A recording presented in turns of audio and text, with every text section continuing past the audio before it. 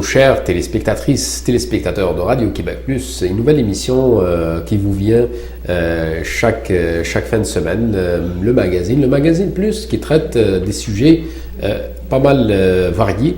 Donc on essaiera un peu de parler de politique, d'économie, de technologie, tout ce qui concerne en tout cas le commun des citoyens et citoyennes de Montréal, Québec, Canada, voire le monde, si le sujet en fait porte attention à tout ce qui est universel. Donc on parle d'universel aussi lorsqu'il s'agit, mettons, d'alarmer les gens, pas dans le sens où les faire peur, mais au contraire de faire justement attention à quelque chose, un danger imminent qui vient, mettons, mettre en péril la sécurité des citoyens ou des êtres humains. Tout pays, on le sait, normalement, selon leur niveau de vie, selon leur région, a quand même un système ou des systèmes d'alarme justement pour annoncer un danger, comme je l'ai déjà dit. Donc cet événement qui est quand même exceptionnel, on va dire ça, parce que ça n'arrive pas tous les jours, ça n'arrive qu'au moment d'un danger imminent. Chaque pays, comme je l'ai dit, a une politique, a une technique. On essaiera un peu de se focaliser justement sur ce qui est de notre territoire ici, le Québec, le Canada. Comment on procède ici pour alarmer les gens, sait-on jamais qu'il y a un danger de feu, de terrorisme, de séisme, de volcan, je sais pas exactement qu'est-ce qu'il y a comme type d'alarme. C'est pour ça que j'ai demandé à notre chroniqueur, Jamel Selami, c'est à lui justement de faire un topo sur tout ce qui est urgence, tout ce qui est alarme ici au Canada. Bonsoir Jamel. Bonsoir Zine, bonsoir chers téléspectateurs et téléspectatrices. Ce soir, vous devez rester en alerte parce qu'on va parler alerte. Comme a bien présenté Zine, donc partout dans le monde, surtout ici à Montréal par exemple, on est dans une grande ville et dans les grandes villes, il y a la zone industrielle ou l'industrie qui côtoie généralement les résidences. Et lorsqu'on dit industrie ou usine, il y a toujours des risques d'explosion, de gaz toxiques qui vont partir de ces usines-là. Donc on peut parler même d'un simple, mettons, camion-citerne qui transporte un produit chimique quelconque, mettons sur la 40, il peut y avoir, mettons, un accident, comme si c'est arrivé déjà dans le temps. Même si c'est pas, ça c'est disons ponctuel quelque part, quelque chose comme ça, mais en général, il y a un système parce que tu as une usine, par exemple, l'usine de soufre ici à Montréal, il y a une usine qui fait du soufre. Soufre, ça explose, donc ça va... C'est quelque chose de dangereux, oui. Donc c'est ça. Qu'est-ce que tu fais? Et c'est la rapidité d'intervention dans des cas comme ça que tu peux éviter, par exemple, des dommages et des pertes, surtout en vie humaine. Donc comment atteindre tout le monde? Actuellement, donc si les alertes, qu'est-ce qu'on fait s'il y a quelque chose des alertes? C'est généralement via les médias. Les médias, donc la radio, la télévision, les journaux, les affichages, donc ça c'est la procédure normale. Surtout... Il y a un peu Internet avec maintenant l'avènement des réseaux sociaux, Twitter, Instagram, Facebook, tout ça. Donc ça quand même, ça propage un peu l'information. C'est ça. Si on parle en général des alertes, pour alerter la population, il y a deux choses. Ou bien il y a une alerte qui, par exemple, tu vas alerter quelque chose qui va venir disons à long terme. Il pas arrivé encore. Quelques jours. Par exemple, un cyclone qui va arriver dans quelques jours. Ou bien tu vas annoncer une canicule qui va durer plusieurs jours. Ou bien une période de froid ou de gel comme ici par exemple. Mais pas le temps. Là, on parle généralement par les médias, par les journaux, la radio, la télévision, donc tout ça, même par Internet, même des affichages au niveau des mairies, des administrations. Donc là, on peut atteindre beaucoup de gens. Ça, ce qu'on appelle conventionnellement, classiquement, les alertes.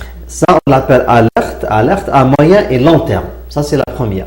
Mais il y a d'autres alertes qu'on appelle alertes, disons, à terme court. Imminent, donc tout de suite. Tu as une explosion et du gaz qui s'échappe. Donc là, c'est la rapidité d'atteindre beaucoup de gens, beaucoup de monde, le plus rapidement possible. Donc ça, dans ce cas-ci, ce qui existe depuis le temps des Premières Guerres et Deuxième Guerre mondiale, donc c'est les sirènes. Ça existe partout, même chez nous, je m'appelle, donc moi, bon, ça a été utilisé pour autre chose. Excuse-moi ici, Jamal, j'aime bien ponctuer cette expérience-là. Tu me dis, s'il y a un danger imminent, que ça arrive, mettons, une explosion d'un truc chimique, d'une usine chimique, mettons, à Chicoutimi. Prenons un exemple. C'est quoi la pertinence de prononcer cette alerte, d'annoncer cette alerte dans la majorité du Québec ou de Montréal? Non, ça ne se passe pas comme ça. Là, on arrive, par exemple, on prend l'exemple de Montréal. À Montréal, il y a 9 sirènes placées sur 9 usines.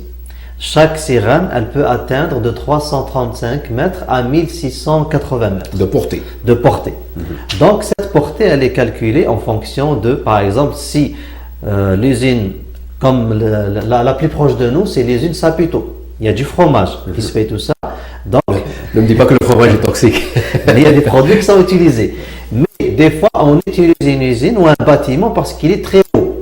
Pour que la sirène, la portée, mais peut-être l'usine, celle qui est dangereuse, elle est à côté, mais on utilise le bâtiment. C'est pour ça que ça varie de 335 à 1860. Selon la hauteur de donc à Montréal, il y a 12 arrondissements et 4 villes qui possèdent ou qui sont touchées par les sirènes.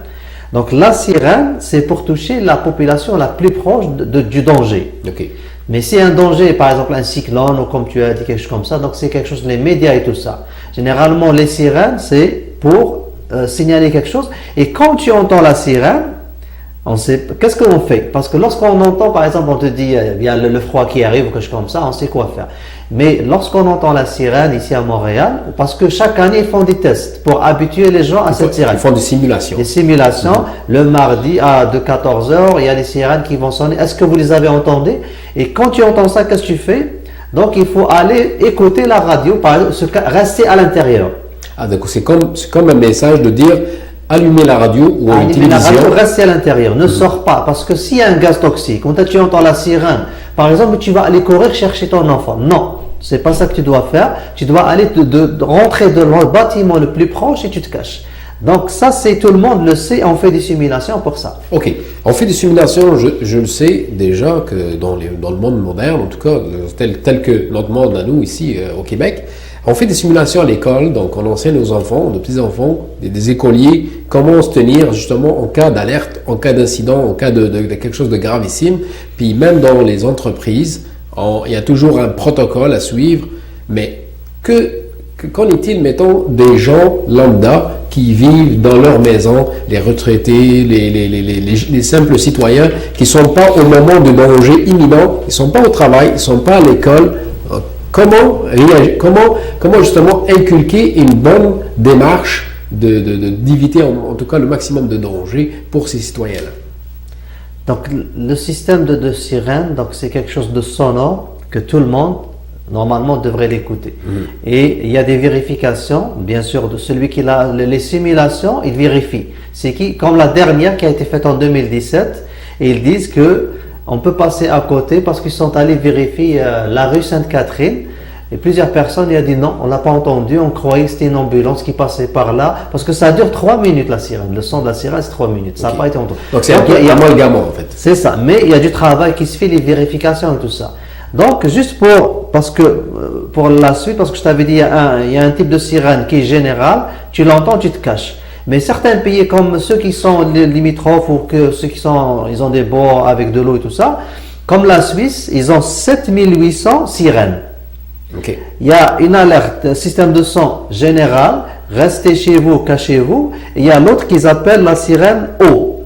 Parce que pour les inondations et tout ça, quand tu entends ce type de sirène, prends tes affaires et quitte les zones à risque. Ils ont délimité les zones à risque qui peuvent être touchées par les zones basses où il y a un risque de déluge. Parce que par exemple en Indonésie, tout ça au Pacifique, là il y a le risque, les sirènes ou comme les alertes de tsunami. Ça, c'est d'autres types. Et ça a été amélioré, je crois, depuis le tsunami de 2005. C'est ça, parce que même au Japon et tout ça, toutes les techniques qu'ils ont, mais il y a un tsunami qui a fait beaucoup de dommages, donc ils ont amélioré la technique et tout ça. Il y a toute une procédure qui a été établie pour ça. Donc ça, c'était des sirènes. Mais comme tu l'as soulevé, il y a certaines personnes et des fois qu'on ne peut pas atteindre et le son n'entend pas et tout ça. Donc ils ont amélioré ça et c'est ce qui a été testé dernièrement. Je ne sais pas si vous avez entendu, il y a des tests qui ont été faits en alerte. Ils ont appelé ça en alerte.ca. Donc il y a tout un site pour vous. Donc le système en alerte, c'est un système au Canada qui est établi. Et est-ce que tu peux me dire c'est quoi le meilleur système de rejoindre tout le monde maintenant? Que tu as plus de chances que chaque personne peut avoir le message ou le son. Mis à part des cas exceptionnels, je dirais tout le monde, ou presque, même les enfants de 13, de 14 ans, ils ont tous des cellulaires. Exact. Donc actuellement que tout le monde possède des téléphones, Internet est partout et accessible à partout. Donc le nouveau système qui a été établi, donc c'est alerte, bien sûr, alerte.ca, en alerte à travers tout le Canada. Et c'est par exemple. Ça veut dire quoi qu'on installe une application? Il faudrait qu'on installe une application? Non, parce que c'est le CRTC au Canada, surtout au Québec, c'est le CRTC. C'est le centre, bien sûr, qui gère, qui régule la communication. Il a demandé aux fournisseurs de téléphonie cellulaire, Bell, TELUS, Rogers, débrouillez-vous, je veux un système pour passer le message. Donc, ils sont mis ensemble et tout ça, ils ont trouvé ça. Parce que tu pourras me corriger, mais dans les fréquences, il y a les fréquences téléphoniques et tout ça, mais il y a une autre fréquence qui n'est pas utilisée et qui a été utilisée pour ce système-là. Le principe, c'est comme la radio. Juste avoir un appareil radio et tu peux capter la radio. Donc la même chose, ton téléphone, même si tu es en train de parler, même si dans un coin où tu n'as pas la fréquence, où tu n'as pas le truc, donc le message va sortir chez toi, l'alerte. Okay. Donc il y a des conditions, les conditions bien sûr. Je dirais comme les messages aussi, comme c'est connu ici, c'est quelqu'un mettant un cellulaire, chez n'importe quel fournisseur de téléphonie cellulaire, il peut parfois recevoir des promos. Donc ça l'atteint facilement. Donc j'imagine que c'est un message uni pour tous les abonnés. Mettons, on a 1 million d'abonnés, on envoie un message à 1 million d'une shot, comme on dit. C'est ça, mais les alertes, ils sont émis par ce qu'ils appellent ici la diffusion cellulaire DC, une technologie mobile permettant la diffusion de messages à tous les appareils sans fil compatibles qui se trouvent à l'intérieur d'une zone déterminée. Donc, si tu es dans une zone, tu as un appareil qui est compatible. Donc, sur le site onalerte.ca, tu peux vérifier ton téléphone. Et bien sûr, c'est juste la 4e génération, LTE. Tu dois être en 4e génération pour ton téléphone. Donc, il n'y a pas d'encombrement. On ne peut pas dire par exemple, il n'y a pas de réseau, il n'y a pas de chance. Si tu as un téléphone, tu es dans la zone, tu as le LTE, le message il va sortir. Donc, ça, c'est la dernière technologie qu'ils ont testée. Et le message, quand tu l'entends, ça veut dire, range-toi, tu es dans la voiture, va écouter la radio. Ce n'est pas un message qui te dit, voilà, il y a un tsunami qui arrive, quelque chose comme ça. Ça veut dire, quand tu l'entends, c'est comme la sirène. La sirène, elle ne te parle pas. Mais il y a un danger. Qu'est-ce que tu fais? Tu te caches ou bien tu vas aller écouter la radio pour voir qu'est-ce qui se passe. Est-ce que c'est une alerte terroriste? Est-ce que c'est affaire de toxique? Est-ce que c'est un tsunami qui arrive? Donc, il y a quelque chose, tu vas écouter la radio. Donc, ça, c'est la dernière. Et en fait, les tests juste le mois d'avril. Normalement, à partir du mois d'avril, c'est une application, c'est une technologie qui est utilisée. Mais malheureusement, les premiers tests au Québec n'ont pas bien marché. Certaines provinces du Canada, ça a bien marché, mais au Québec, ça n'a pas marché. Donc, il y a eu des bugs dans le programme qui ont fait. Mais les tests, ça continue. Donc, c'est toujours en état de test, en fait. Donc, c'est toujours quelque chose d'expérimental. On n'a pas encore la certitude de la fiabilité de la chose. Est-ce qu'il y a un protocole à suivre, mettons, quand on essaye quelque chose de nouveau, puis qu'on n'est pas sûr de son efficacité, de son perspicacité à 100%, on continue toujours d'utiliser, mettons, l'ancien système, les alarmes qui sont déjà établies? Oui, en fait, l'ancien système, tu as les sirènes. Par exemple, pour tout ce qui est toxique et tout ça, ça fonctionne toujours. Sinon, ce qu'on a vu, l'alerte Amber pour les enlèvements et tout ça des enfants qu'on a vu la dernière fois, ça existe toujours. Sinon, tout ce qui est alerte météo par les médias et tout ça, donc ça existe toujours, donc c'est des systèmes.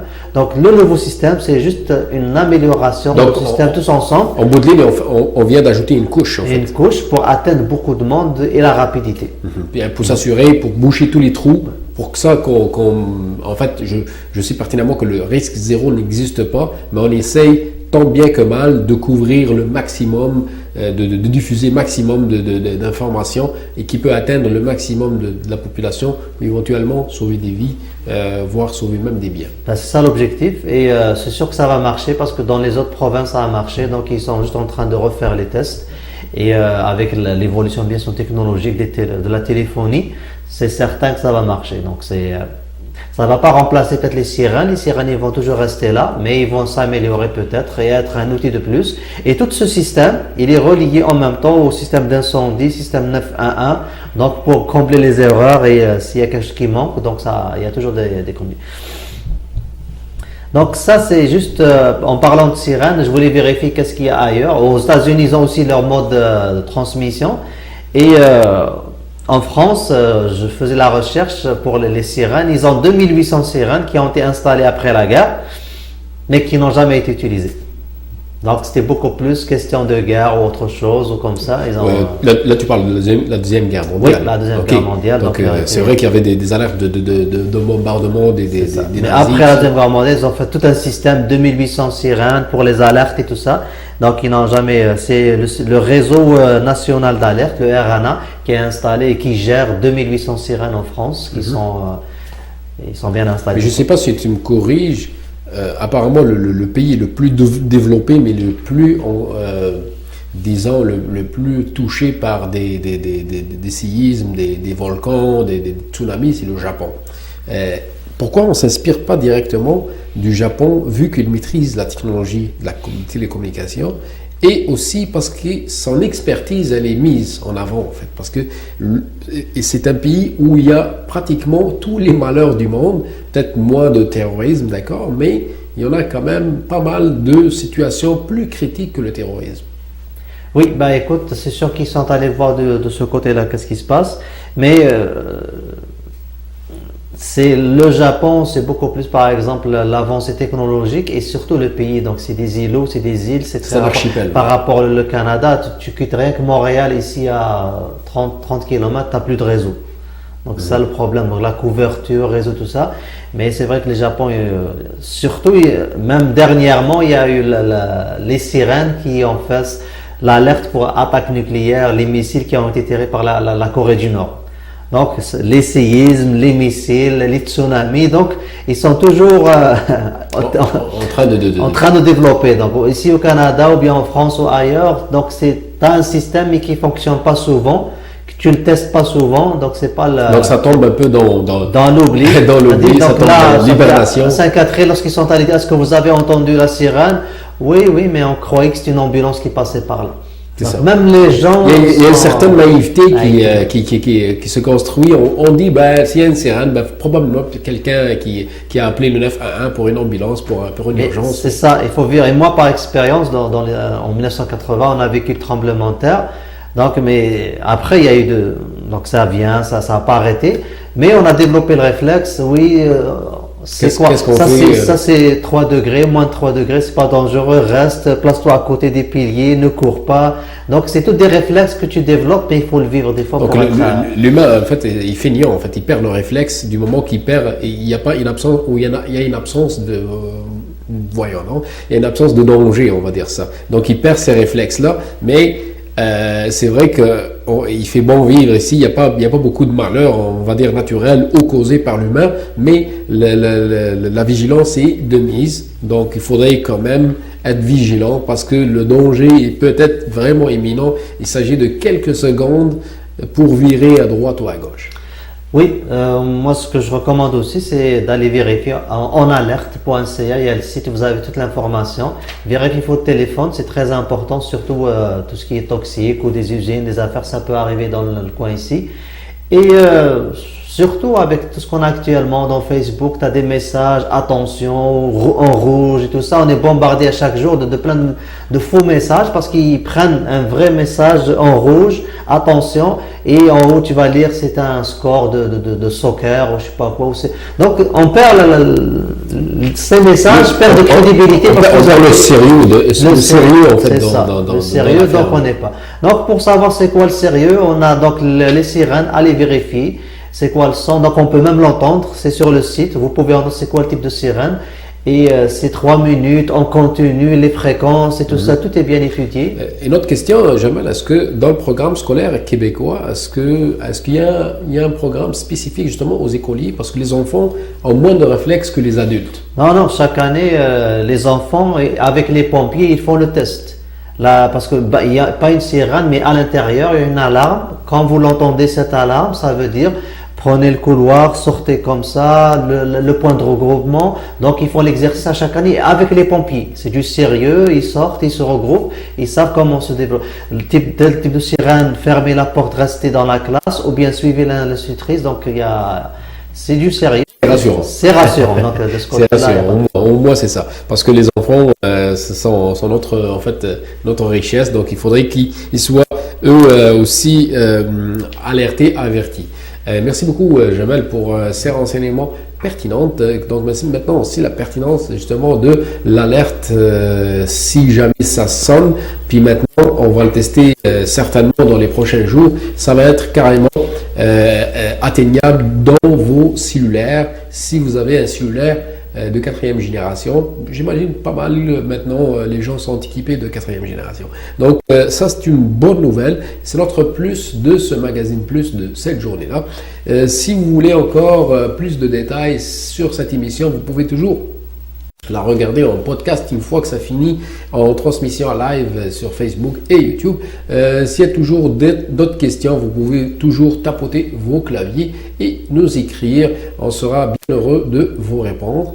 Sinon, vous avez toujours le site officiel www.yamara.ca et la page Facebook /Radio Québec Plus. D'ici là, je remercie toute l'équipe et je vous dis ciao, ciao, ciao, ciao.